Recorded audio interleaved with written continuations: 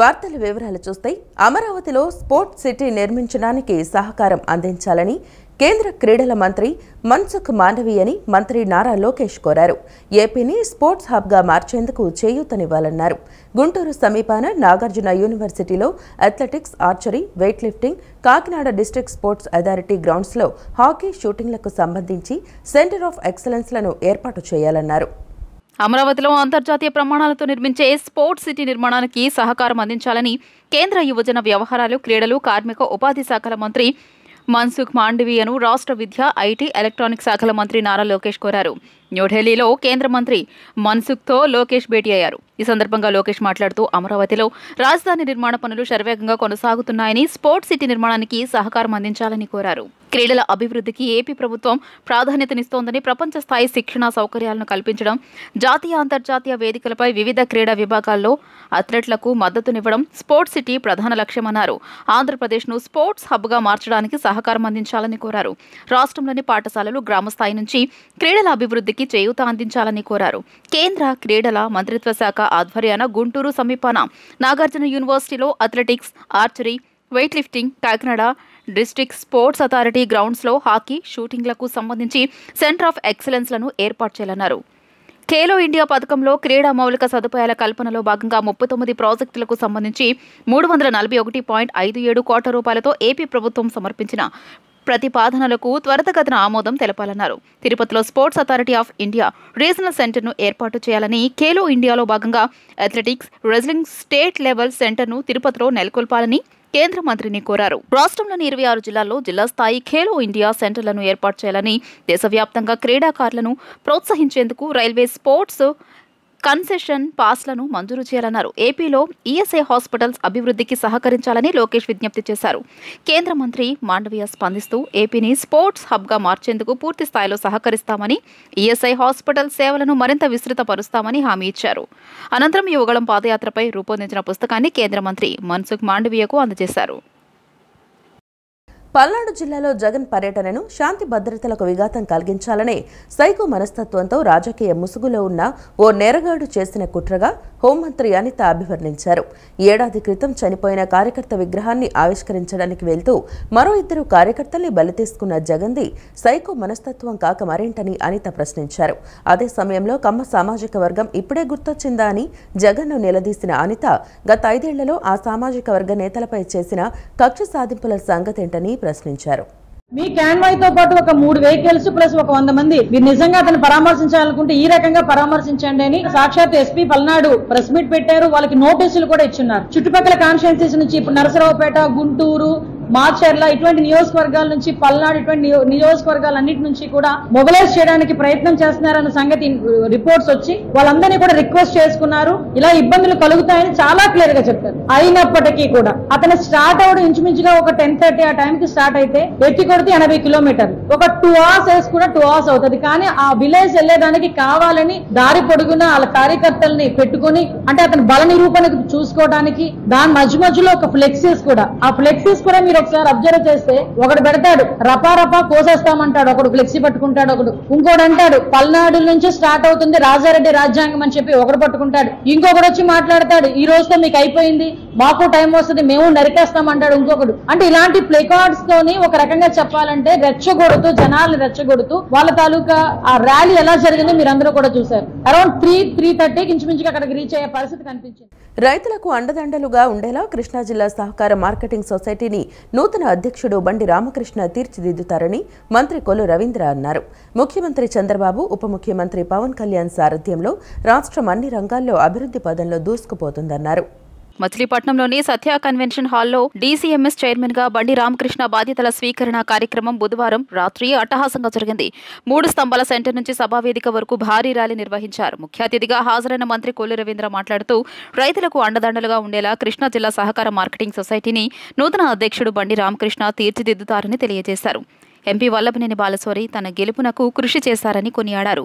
ముఖ్యమంత్రి చంద్రబాబు, ఉప ముఖ్యమంత్రి పవన్ కళ్యాణ్ సారథ్యంలో రాష్ట్రం అన్ని రంగాల్లో అభివృద్ధి పథంలో దూసుకుపోతుందన్నారు. ఆర్టీసీ చైర్మన్ కొనకళ్ళ నారాయణరావు మాట్లాడుతూ ఒక హోటల్ కార్మికుడిగా జీవితం ప్రారంభించిన రామకృష్ణ హోటల్, విద్య, రాజకీయ రంగంలో రాణించారన్నారు.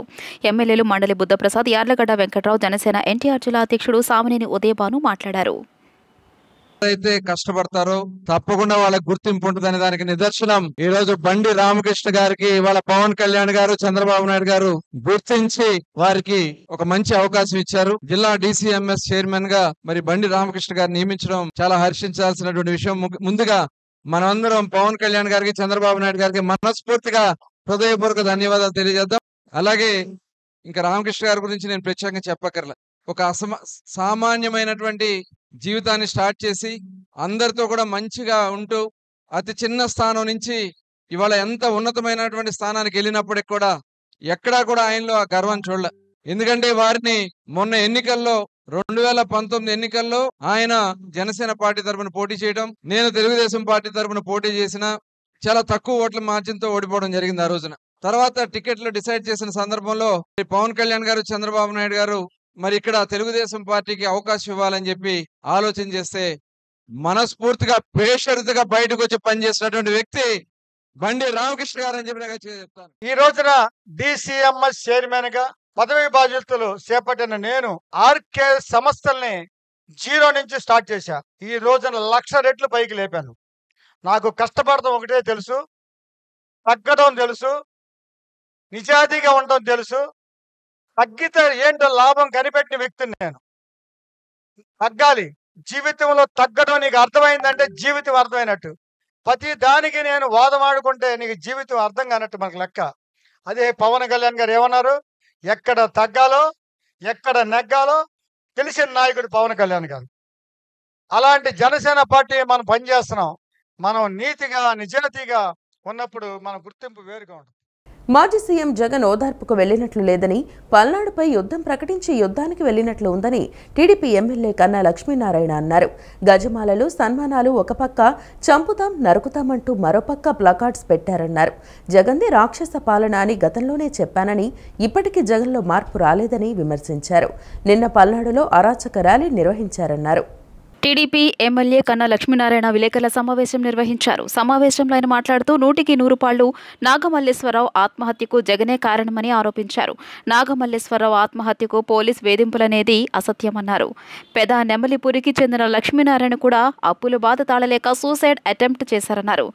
లక్ష్మీనారాయణ తల్లికి టీడీపీ సభ్యత్వం ఉందని తెలిపారు. అరాచక ర్యాలీ, పైశాచిక ప్రవర్తనతో ఇద్దరూ చనిపోయారని మండిపడ్డారు. జగన్ ప్రజాస్వామ్యం గురించి మాట్లాడడం దయ్యాలు వేదాలు వల్లించినట్లు ఉంది అంటూ సెటైర్ విసిరారు. జగన్ రాక్షస పాలనలో చంద్రబాబు, పవన్ కళ్యాణ్ను బయటకు రాకుండా అడ్డుకున్నారని గుర్తు చేశారు. జగన్ బెదిరింపులకు భయపడేవారు ఎవరూ లేరని స్పష్టం చేశారు. కమ్మవాళ్లపై ద్వేషమే 2024లో శాపమై చుట్టుకుందన్నారు. అబద్ధపు మాటలను ప్రజలు నమ్మే పరిస్థితిలో లేరని తెలిపారు. జగన్ ఎన్ని నాటకాలు ఆడినా, డ్రామాలు వేసినా ప్రజలు పట్టించుకోరని అన్నారు. కమ్మవారిపై ద్వేషంతోనే అమరరాజాను తరిమేశారని ఆరోపించారు. వైసీపీ నాయకులు బారికేట్లను తొలగించి నిబంధనలు ఉల్లంఘించారని మండిపడ్డారు. నిన్న ఇద్దరి మృతికి జగనే బాధ్యత వహించాలని డిమాండ్ చేశారు. ఏడాదికి క్రితం చనిపోయిన వారిని పరామర్శిస్తారు కానీ ర్యాలీలో చనిపోయిన వారిని కుటుంబాలను కనీసం పలకరించే సమయం జగన్కు లేదని ఆగ్రహం వ్యక్తం చేశారు. కమ్మ సామాజిక వర్గం గురించి మొసలి కన్నీరు కార్చారన్నారు. కమ్మ నాయకులను ఏ విధంగా వాడుకున్నావో అందరికీ తెలుసన్నారు. సైకో కళలో ఆనందం కోసం కమ్మవాళ్ళని కమ్మవాళ్లు చేతే తిట్టించారన్నారు. అసెంబ్లీని కౌరవ సభ చేశారని విమర్శించారు. నువ్వు ప్రజాస్వామ్యాన్ని గురించి మాట్లాడుతుంటే దెయ్యాలు వేదాలు వల్లిస్తున్నట్టున్నాయి. నీకు ఇచ్చింది 3 వెహికల్స్కి వెళ్ళి 100 మందితో వెళ్ళి పరామర్శించమని. నిన్న నువ్వు పరామర్శించావా, దాడికి వెళ్ళావా, బెదిరించావా? నువ్వెవరిని బెదిరిస్తున్నావు? నీ బెదిరింపులకు బెదిరేవాడు ఎవడన్నా ఉన్నాడని చెప్పేసి నువ్వు అనుకుంటున్నావా అని చెప్పేసి నేను అడుగుతున్నాను జగన్మోహన్ రెడ్డి. ఎప్పుడన్నా వైసీపీ ప్రభుత్వంలో ఏ నాయకుడైనా బయటికి రాగలిగాడా? నిన్న మీ నాయకులు మరి బ్యారికేడ్స్ ని ఎత్తేసి పోలీసుల్ని నెట్టేసి వైలేషన్స్, పోలీసులు ఇచ్చినటువంటి పర్మిషన్స్ ని వైలేట్ చేసి మీరు ప్రవర్తించినటువంటి తీరు జగన్మోహన్ రెడ్డి అరాచకత్వానికి, రాక్షసత్వానికి 100కి 100 పాళ్లు నిదర్శన. నిన్న నీ వల్ల చనిపోయినటువంటి 2 చావులకు కూడా నువ్వే బాధ్యత వహించాలి. బ్రిటన్ మాజీ ప్రధాని Tony Blair institute for global change వ్యవస్థాపకుడు టోనీ బ్లెయిర్తో రాష్ట్ర విద్య, ఐటీ, ఎలక్ట్రానిక్స్ శాఖల మంత్రి నారా లోకేష్ న్యూఢిల్లీలో భేటీ అయ్యారు. న్యూఢిల్లీలోని తాజ్ ప్యాలెస్లో టోనీ బ్లెయిర్ను మంత్రి లోకేష్ కలుసుకుని పలు అంశాలపై చర్చించారు. రాష్ట్రంలో అమలు చేస్తున్న నైపుణ్యాభివృద్ధి ఎజెండా, స్కిల్ సెన్సెస్, దేశం వెలుపల యువతకు ఉపాధి వంటి అంశాల్లో టీబీటీ సాంకేతిక మద్దతుపై ఈ సమావేశంలో చర్చించారు. Global institute for good governance సలహా బోర్డులో చేరాల్సిందిగా టోనీ బ్లెయిర్ను మంత్రి లోకేష్ ఈ సందర్భంగా ఆహ్వానించారు. ఆంధ్రప్రదేశ్ ప్రభుత్వ కార్యకలాపాలు, విద్యా వ్యవస్థలో ఏఐ టూల్స్ను ఉపయోగించడానికి తమ సంస్థ అయిన Tony Blair institute for global change ద్వారా సహకరించేందుకు టోనీ బ్లెయిర్ అంగీకరించారు. ఆ మేరకు విద్యారంగంలో అధునాతన సాంకేతికతను అమలు చేయడం ద్వారా యువతకు ఉపాధి అవకాశాలను మెరుగుపరచడానికి ఏపీ విద్యాశాఖ Tony Blair institute for global change నడుమ 2024 డిసెంబర్లో ఒప్పందం కుదిరింది. ఈ ఒప్పందంలో భాగంగా టీబీఐ విజయవాడలో తమ ఎంబెడెడ్ బృందాన్ని మోహరించి 2 ప్రధాన అంశాలపై దృష్టి సారించి అభివృద్ధి చేస్తోంది. అందులో ఆంధ్రప్రదేశ్ ఉన్నత విద్యలో సంస్కరణలు, global institute for good governance స్థాపన, ఏపీ విద్యాశాఖ టీబీఐ నడుమ ఒప్పందం తర్వాత ఏ మేరకు పురోగతి సాధించారనే అంశంపై ఇద్దరు నేతలు సుదీర్ఘంగా సమీక్షించారు. నైపుణ్య శిక్షణ అంశాలు మరియు global institute of good governance స్థాపనకు సహకారంపై ఆంధ్రప్రదేశ్ ప్రభుత్వం, టోనీ బ్లెయిర్ ఇన్స్టిట్యూట్ మధ్య ఒప్పందం కుదిరింది. ఆగస్టులో విశాఖపట్నంలో జరగబోయే రాష్ట్రాల విద్యా మంత్రులు కాంక్లేవ్కు టీబీఐ భాగస్వామిగా ఉంటుందని టోనీ బ్లెయిర్ అన్నారు. ఈ సమావేశంలో విద్యాశాఖ కార్యదర్శి కోన శశిధర్, టోనీ బ్లెయిర్ ఇన్స్టిట్యూట్ ప్రతినిధులు పాల్గొన్నారు. వైఎస్ఆర్ కాంగ్రెస్ పార్టీ కార్యకర్త నాగమల్లేశ్వరరావు మృతికి మాజీ ముఖ్యమంత్రి వైఎస్ జగన్మోహన్ రెడ్డి పరోక్షంగా కారణమని తెలుగుదేశం పార్టీ సీనియర్ నేత వర్ల రామయ్య సంచలన ఆరోపణలు చేశారు. నాగమల్లేశ్వరరావును బెట్టింగ్ కింగ్గా అభివర్ణించిన రామయ్య జగన్ గెలుస్తాడనే నమ్మకంతో ఆయన పెద్ద మొత్తంలో బెట్టింగులు కాసినట్లు తెలిపారు. నాగమల్లేశ్వరరావు చనిపోయిన రోజే ఓదార్పు యాత్ర ఎందుకు చేయలేదు అని వర్ల రామయ్య ప్రశ్నించారు. వైఎస్ఆర్ కాంగ్రెస్ పార్టీ కార్యకర్త నాగమల్లేశ్వరరావు మృతికి మాజీ ముఖ్యమంత్రి వైఎస్ జగన్మోహన్ రెడ్డి పరోక్షంగా కారణమని తెలుగుదేశం పార్టీ సీనియర్ నేత వర్ల రామయ్య సంచలన ఆరోపణలు చేశారు. ఎన్నికల ఫలితాల తర్వాత నాగమల్లేశ్వరరావు మరణించారని, ఆ సమయంలో జగనే ఆపద్ధర్మ ముఖ్యమంత్రిగా ఉన్నారని ఆయన గుర్తు చేశారు. వై నాట్ 175 అంటూ జగన్ పదే పదే చేసిన నినాదం వైసీపీ కార్యకర్తల మనసుల్లో బలంగా నాటుకుపోయిందని, మనమే అధికారంలోకి వస్తున్నామని ఆయన నమ్మబలికారు అని అన్నారు. నాగమల్లేశ్వరరావును బెట్టింగ్ కింగ్గా అభివర్ణించిన రామయ్య జగన్ గెలుస్తాడనే నమ్మకంతో ఆయన పెద్ద మొత్తంలో బెట్టింగ్లు కాసినట్లు తెలియజేశారు. వైసీపీ గెలుస్తుందని ఆయన భారీగా పందెం వేశారని, అంతేకాకుండా ఇతర గ్రామాల నుంచి కూడా బెట్టింగ్కు సంబంధించిన లక్షలాది రూపాయలు ఆయన వద్దకు చేరాయన్నారు. వాటిని కూడా మళ్లీ బెట్టింగ్లో పెట్టారని చెప్పారు. వై నాట్ 175 అని జగన్ చెప్పిన మాటతో ఆ వైసీపీ క్రియాశీలక కార్యకర్త కొంప మునిగిందని, పరోక్షంగా జగనే ఆయన్ను ఆత్మహత్యకు పురుగొల్పారు. జగన్ పదే పదే చెప్పడం వల్లే ఆయన పూర్తి విశ్వాసంతో బెట్టింగ్ పెట్టారు అని వర్లరామయ్య ఆరోపించారు. జూన్ 4వ తేదీన ఎన్నికల ఫలితాలు వెలువడిన తర్వాత నాగమల్లేశ్వరరావుపై ఒత్తిడి పెరిగిందని రామయ్య వివరించారు. చంద్రబాబు నాయుడు జూన్ 12న ముఖ్యమంత్రిగా ప్రమాణ స్వీకారం చేశారు. కానీ అప్పటి వరకు జగన్ ప్రభుత్వమే అధికారంలో ఉందన్నారు. నాగమల్లేశ్వరరావు చనిపోయిన రోజే ఓదార్పు యాత్ర ఎందుకు చేయలేదు అని వర్లరామయ్య ప్రశ్నించారు. ఈ రోజు నీ వెంట వచ్చిన జనానికి చెబుతాను అసలు విషయం. మీ సాక్షి పత్రిక చెబుతాను అసలు విషయం. మీ యాత్రలో వెంటబడిన జనానికి చెబుతాను, మీ జనానికి అసలు విషయం. ఈ కొర్లకుంట నాగమల్లేశ్వరరావు గారు మీ పార్టీ నాయకుడే. మీకు కరుడు గట్టిన మీ పార్టీ నేత నేను కాదంటలేదు, ఫాలోయర్ మీకు. ఆయన మీరు అంటూ ఉంటారుగా వై నాట్ 175 అని పదే పదే మీరు మీ కార్యకర్తల మనసుల్లో గుచ్చారు. మనమే అధికారంలోకి వస్తున్నామని చెప్పి ఎన్నికలు జరుగుతున్నప్పుడు బెట్టింగ్స్ వేస్తాడు. ఈ Korlakunta Nagamalleswara Rao is a betting king. It is a మానసికంగా ఇట్ ఈజ్ ఎ ఫెయిల్యూర్ యాత్ర. ఈయన చేసిన ఓదార్పు యాత్రకి ఏమాత్రం కూడా సంబంధం లేదు.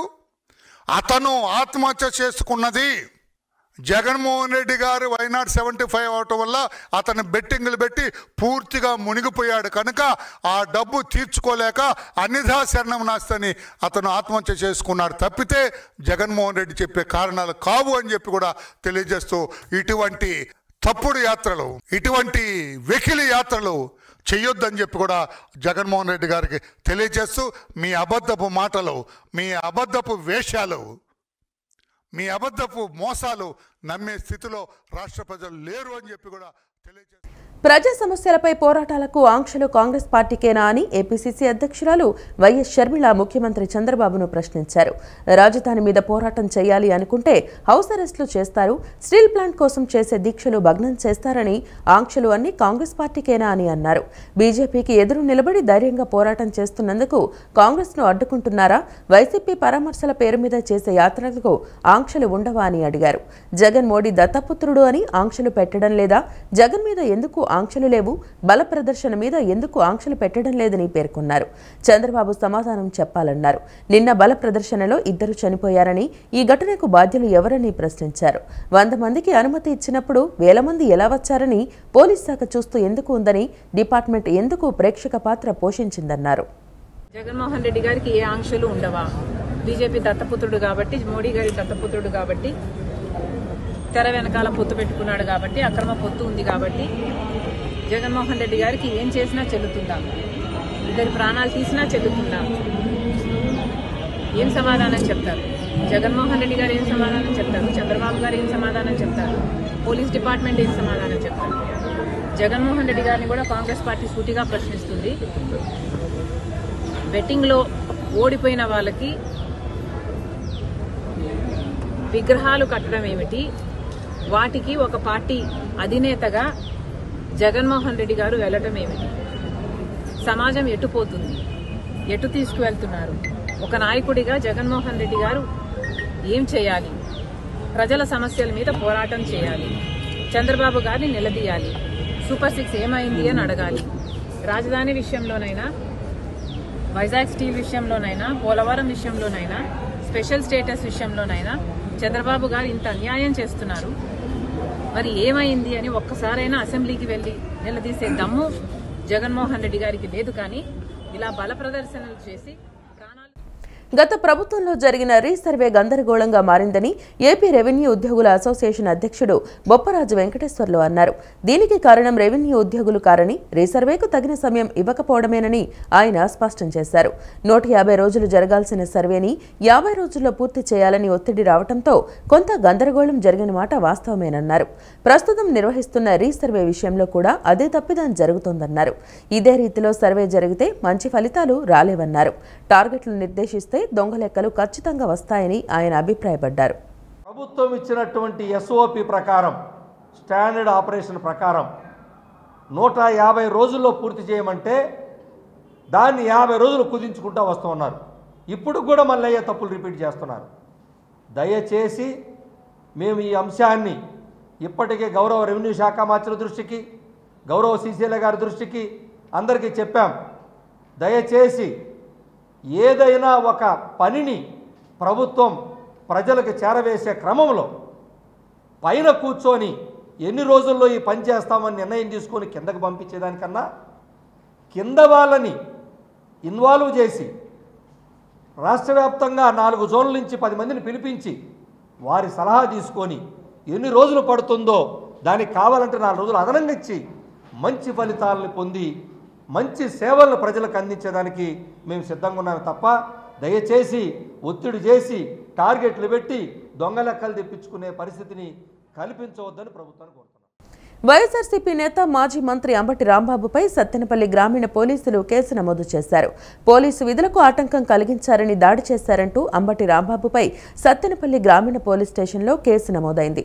ఐపీసీ 188, 332, 353, 427 సెక్షన్ల కింద కేసు నమోదు చేశారు. అదేవిధంగా జగన్ పర్యటనలో నిబంధించిన ఉల్లంఘనలపైన కేసులు నమోదయ్యాయి. వైఎస్ఆర్సీపీ నేత మాజీ మంత్రి అంబటి రాంబాబుపై సత్తెనపల్లి గ్రామీణ పోలీసులు కేసు నమోదు చేశారు. మాజీ ముఖ్యమంత్రి వైఎస్ జగన్మోహన్ రెడ్డి రెంటపాళ్ల పర్యటన సందర్భంగా కంటిపూడిలో పోలీసులతో అంబటి వాగ్వాదానికి దిగారు. వాహన శ్రేణితో కలిసి అనుమతివ్వాలంటూ పట్టుబట్టారు. నిబంధనలకు విరుద్ధమని వారించిన పోలీసులను నెట్టేశారు. బారికేడ్లను ఆయన తోసేశారు. పోలీసు విధులకు ఆటంకం కలిగించారని దాడి చేశారంటూ అంబటి రాంబాబుపై సత్తెనపల్లి గ్రామీణ పోలీస్ స్టేషన్లో కేసు నమోదైంది. ఐపీసీ 188, 332, 353, 427 సెక్షన్ల కింద కేసు నమోదు చేశారు. అదేవిధంగా జగన్ పర్యటనలో నిబంధనల ఉల్లంఘనపైన కేసులు నమోదయ్యాయి.